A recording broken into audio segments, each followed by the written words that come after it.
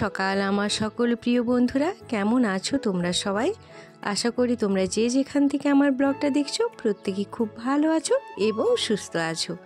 ঈশ্বরের আশীর্বাদ আর তোমাদের ভালোবাসায় আমি এবং আমার পরিবারের প্রত্যেকেই খুব ভালো আছি এবং সুস্থ আছি। মাই লাইফ মাই স্টোরির আরও একটি নতুন ব্লগে তোমাদের সবাইকে স্বাগত জানাই। আজ বুধবার আর এখন ঘড়িতে বাজে ওই ঠিক কটা হবে, ওই 7টা 10-15 এরকমই হবে। এক্সাক্ট টাইমটা আমি বলতে পারলাম না, কারণ এখানে ঘড়ি নেই। গতকাল যে দুধ কিনেছিলাম কাকিমার কাছ থেকে, দুধটা রাতে গরম করে রেখেছি, তবুও কেন জানি না সকালে গরম করতেই দুধটা ছানা হয়ে গেল। গতকাল সারা রাত কারেন্ট ছিল না, আর এত গরম আর এত মশা, মানে যেমন গরম তেমন মশা। মানে কালকে রাতটা যে কিভাবে কেটেছে আমাদের সবাইয়ের, সে একমাত্র আমরাই জানি। মানে এতটাই কষ্ট হয়েছে গরমের জন্য, আর তার উপর মশা। ভাবলাম যে মশারি খাটাবো না, আর তাহলে হয়তো অতটা গরম লাগবে না। তো সেই কারণে প্রথমে তো মশারি খাটাইনি, এমনি মানে শুয়ে পড়েছি। তো একটু 5-10 মিনিট পরে যে মশার উপদ্রব শুরু হলো, তো তখন আবার মশারি খাটাতে হলো। তো আর সারা রাত কারেন্ট ছিল না, এত গরম, মানে অসহ্য লাগছিল। তো কি বলো তো, আমরা মনুষ্য জাতি বড়ই অভ্যেসের দাস। আমরা কি করি, নিত্যদিনের জীবনের সাথে যে অভ্যেসগুলিকে একবার রপ্ত করে নিই, সেগুলো থেকে নিজেদেরকে বের করে আনতে আমাদের খুব কষ্ট হয়। মানে কি বলো তো, একটা সময়, মানে আজ থেকে 20 বছর আগের কথা বলছি, যখন আমি প্রথম এখানে বিয়ে হয়ে আসি, তো তখন কিন্তু আমাদের বাড়িতে কোনো কারেন্ট ছিল না, আর আমার বাবার বাড়িতে কারেন্ট ছিল। তো যখন প্রথম এখানে আসি তখন কিন্তু আমার খুবই অসুবিধা হতো। তো তারপরে থাকতে থাকতে আবার অভ্যেস হয়ে গিয়েছিল। তো আমার বিয়ের প্রায় 2 বছর পরে কারেন্ট এসেছে। তো ওই 2 বছর কিন্তু প্রথমটা কষ্ট হলেও তারপরে কিন্তু আবার সব কিছুই ঠিকঠাক হয়ে যায়। ওটাতেই আমি অভ্যস্ত হয়ে যাই, তখন আর কোনো অসুবিধাও হতো না। দিনে রাতে তালপাতার পাখার হাওয়া আর রাতের বেলায় হ্যারিকেনের আলো, তাতেই কিন্তু সুন্দরভাবে চলে যেত। তো সেই কথাগুলোই আজ তোমাদের দাদাভাইয়ের সাথে আমি বলছিলাম। আর এখন কি বলো তো, এখন কারেন্ট এসে এমন হয়েছে যে 1 ঘন্টা কারেন্ট যদি না থাকে তাহলে আমাদের অসহ্য লাগে। এটাই, মানে আমরা সত্যি নিজেদেরকে এমন অভ্যাসের সঙ্গে আমরা নিজেদেরকে জড়িয়ে ফেলি, তো সেটা থেকে বেরিয়ে আসা খুবই মুশকিল হয়ে পড়ে আমাদের কাছে। ওই জিনিসটা আমাদের কাছে খুব কষ্টকর। কালকে এত কষ্ট হয়েছে গরমের জন্য, ভীষণ কষ্ট হয়েছে। তবে এমনটা নয় যে এই 18 বছরে একবারও কারেন্ট যায়নি, সেরকম ব্যাপারটা নয়। কারেন্ট অনেকবারই গেছে, রাত্রে এরকম গরমে কষ্ট অনেকবারই পেয়েছি, সেটা কথা নয়। কিন্তু কি বলতো, তখন তো আর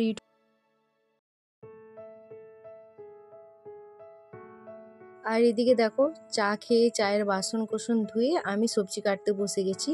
তো সবজিগুলো কেটে দিয়ে তারপর স্নান করতে যাব। তার কারণ স্নান করে এসে সবজি কাটতে আমার একদমই ভালো লাগে না। তো স্নান করতে যাওয়ার আগে আমার রান্নাঘরের সমস্ত কাজ গুছিয়ে দিয়ে তারপর স্নান করতে যাই। তো এই যে দেখো, স্নান করে তো যাই হোক করে এলাম তড়িঘড়ি করে, কারণ এত বৃষ্টি হচ্ছে। আর তোমরা তো জানো আমাদের বাথরুমের উপরটা ছাওয়া নেই, সেই কারণে তড়িঘড়ি করে স্নান করে চলে আসলাম। আর এই যে দেখো কেমন বৃষ্টি শুরু হয়ে গেছে, আর এতগুলো জিনিস সব কাছাকাছি করেছিলাম, তো আর তো মেলার জায়গা নেই, এখন এই বারান্দাতেই মিলে দিয়েছি। উনুনে ভাত বসিয়ে দিয়েছি, আর আজকে রান্না হবে দেখো লাউ শাকের ঘন্ট, সব রকম সবজি দিয়ে একটা চচ্চড়ি করব, আর পটল আলু আর সয়াবিন দিয়ে ঝোল করব। আর এই যে দেখো, এগুলো হচ্ছে দেশি পটল, সেই জন্য আর খোসাগুলো তুললাম না। আর খোসাগুলো তুলে দিলে না তোমাদের দাদাভাই বকে যে সবজির তো খোসাতেই আসল ভিটামিন, তুমি ওটাই তুলে যদি দাও তাহলে আর কি খাবে। তো সেই কারণে নরম এগুলো পটলগুলো ছিল বলে আর খোসাগুলো তুলিনি। আর আরেকটা পটল থাকে, ওই যে কাজলা পটল যেটাকে বলে, সেটা কিন্তু একটু শক্ত লাগে, সেটার খোসাটা তুলে দিতে হয়, কিন্তু এটা না তুললেও চলে। কারেন্ট তো সে গতকাল রাত থেকেই নেই। তো রান্না করলাম, খাওয়া দাওয়া করলাম, কোনো কিছুই তোমাদের সাথে শেয়ার করিনি। তার কারণ কি বলো তো, আমার তো রান্নাঘরটা প্রচুরই অন্ধকার, কারেন্ট না থাকলে কিছু দেখা যায় না, তো সেই কারণে আর তোমাদের সাথে কিছু শেয়ার করিনি। আর এদিকে দেখো, আমি একটা হাঁড়ি নিয়ে বসে পড়েছি।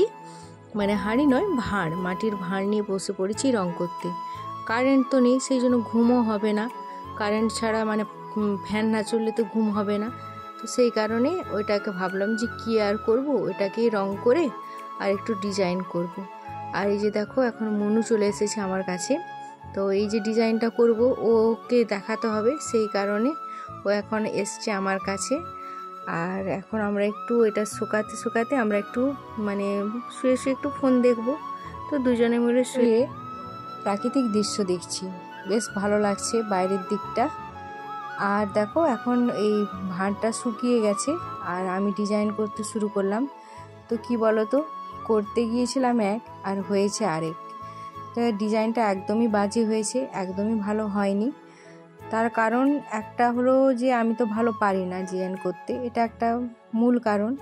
আর তারপরে দ্বিতীয় কারণ হলো তুলিটা একদম খারাপ হয়ে গেছে। তুলিটা মানে সরু সরু হচ্ছে না, একটু মোটা মোটা হয়ে যাচ্ছে, মানে তুলির মুখটা একটু কেমন হয়ে গেছে। তো সেই কারণে আর ভালোভাবে আঁকা গেল না, মোটা মোটা হয়ে যাচ্ছে। একটু সরু সরু করে করতে চাইছিলাম কিন্তু সেটা আরও হলো না। তো যাই হোক, যেমন তেমন করে বানিয়ে ফেললাম।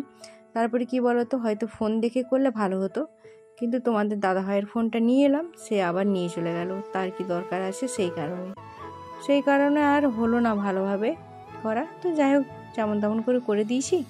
আর ওটাতে ভাবছি চিরুনিগুলো রাখবো, চিরুনিগুলো এদিকে ওদিকে পড়ে থাকে, তার থেকে একটা জায়গায় ফিক্স থাকবে। আর এদিকে দেখো আমার রাত্রের খাবার হচ্ছে চাউমিন। তো এখন আমি অল্প করে একটু বানালাম নিপুর জন্য। নিপু তো একটু তাড়াতাড়ি খেয়ে নেয়, এখন বাজে প্রায় রাত 8টা।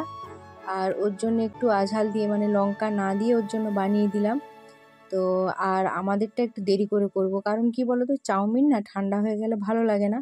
তো আমাদের তো খেতে খেতে প্রায় 9:30। তো এখন থেকে বানালে কিন্তু তখন ঠান্ডা হয়ে যাবে আর ভালো লাগবে না। তো সেই কারণে আমাদের একটু দেরি করে বানাবো। আর মনুকে জিজ্ঞেস করলাম, তো মনুও বললো যে ও দেরি করে খাবে। তো সেই জন্য এখন নেপুর জন্য একটু বানিয়ে দিলাম। তো ওদেরকে বললাম যে তোরা নিয়ে যা। তো গরম ছিল বলে কেউ আর হাত দিতে পারছে না। তো সেই কারণে আমি নিয়ে গিয়ে দিয়ে এলাম নেপুদের বাড়িতে।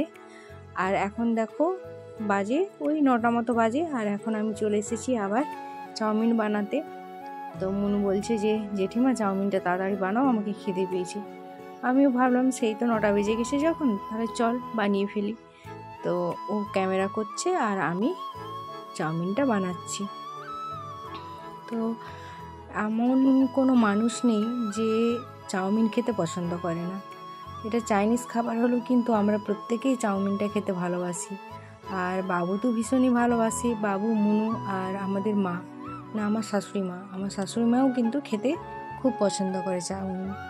মাকে যদি এমনি সেদ্ধ করে দিয়ে দেওয়া হয় তাতেও মা খেয়ে নেবে, এতটাই মা ভালোবাসে। তো দেখো এদিকে আমার পেঁয়াজ ভাজা হয়ে গেছে, আর আগে সবজিগুলো ভেজে নিয়েছি, সেগুলো তো তোমাদের সাথে শেয়ার করা হয়নি। কুঁদরি আর আলু আর বরবটি সবজি ভেজেছি, আর ভেজেছি ডিম। আর এখন দেখো চাউমিনগুলো দিয়ে দিলাম। আর আজকে না ছোট কড়াইটাতে করছি, কারণ বড় কড়াইটা দুপুরে রান্না করেছিলাম আর ধোয়া হয়নি। সেই কারণে ছোট কড়াইটি করতে কিন্তু একটু অসুবিধাই হচ্ছে, মানে অনেকটা চাউমিন তো সেই কারণে একটু অসুবিধা হচ্ছে। বড় কড়াইটা হলে ভালো হতো, কিন্তু কি করা যাবে, আর এটাতেই করতে হবে, একটু অল্প অল্প করে দিয়ে দিয়ে করব। তো বন্ধুরা, তোমরা কারা কারা এইভাবে চাউমিন খেতে পছন্দ করো কমেন্ট করে জানাবে। আর আমার আজকে এই চাউমিন বানানোটা আর আমার ব্লগটা তোমাদের কেমন লাগলো অবশ্যই কমেন্ট করে জানিও। যদি ভালো লাগে তাহলে একটা লাইক দিও, আর যদি খুব খুব ভালো লাগে তাহলে আমার চ্যানেলটিকে সাবস্ক্রাইব করে আমার পাশে থেকো। তো চলো আজকের মতো ব্লগটা এখানেই শেষ করছি, আবার দেখা হবে আগামী একটি নতুন ব্লগের সাথে। ততক্ষণে পর্যন্ত তোমরা সবাই ভালো থেকো, সুস্থ থেকো, নিজের খেয়াল রেখো, নিজের পরিবারের খেয়াল রেখো। আর হ্যাঁ, অবশ্যই